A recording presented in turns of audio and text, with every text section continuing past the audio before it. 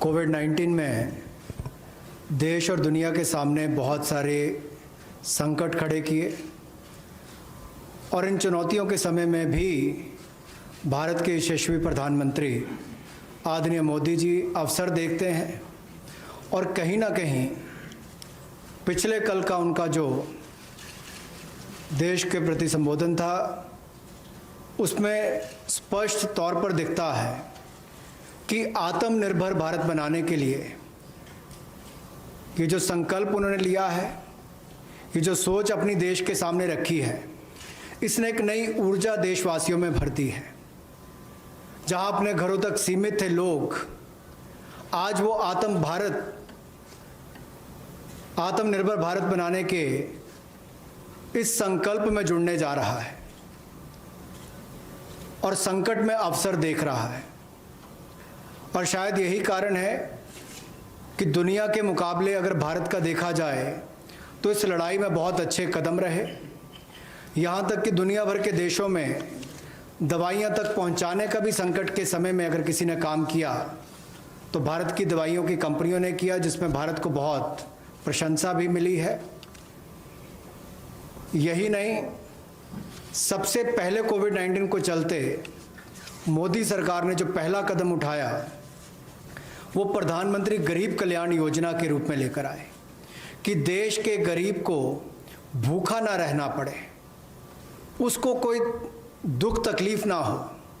और 1,70,000 करोड़ का ये पैकेज माननीय वित्त मंत्री जी ने आप सबके सामने रखा था। और यही नहीं, कंप्लायंस की कोई दिक्कत ना हो कि आपको कानूनी तौर पर वैधानिक रूप से कोई जो नियमों का पालन कर रहा है उसमें आप रह ना जाएं, तो उसकी भी छूट 3 महीने का मॉरेटोरियम पीरियड आपको दिया गया।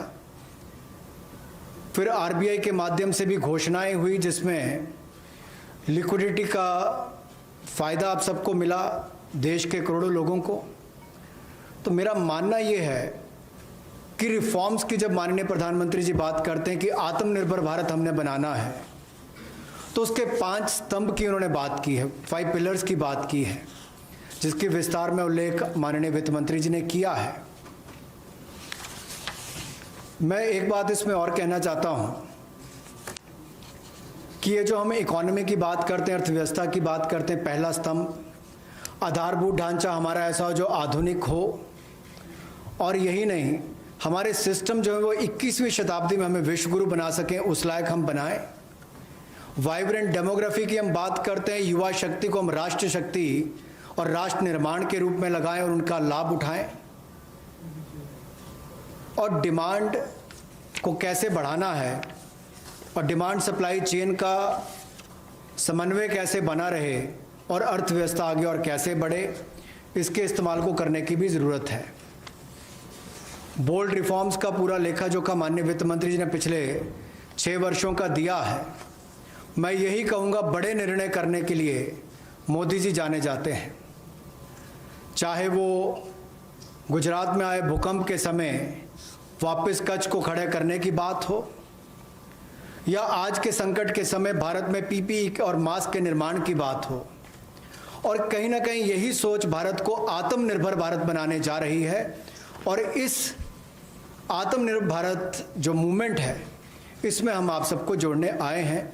20 लाख करोड़ का ऐतिहासिक पैकेज माननीय मोदी जी ने पिछले कल घोषणा की है और प्रधानमंत्री जी ने हमें निर्देश दिया है कि प्रतिदिन अलग अलग सेक्टर्स को लेकर आप सबके बीच में आकर इसकी विस्तार में हम लोग जानकारी दें। तो माननीय वित्त मंत्री जी आपको अगली जानकारी देंगे कि आज किस सेक्टर को लेकर हम आप सबके बीच में आए हैं। लेकिन बोल्ड रिफॉर्म्स 6 वर्ष भी होती रही, अब भी होगी, जब तक भारत आत्मनिर्भर नहीं हो जाता। उस दिशा में लगातार काम चलता रहेगा।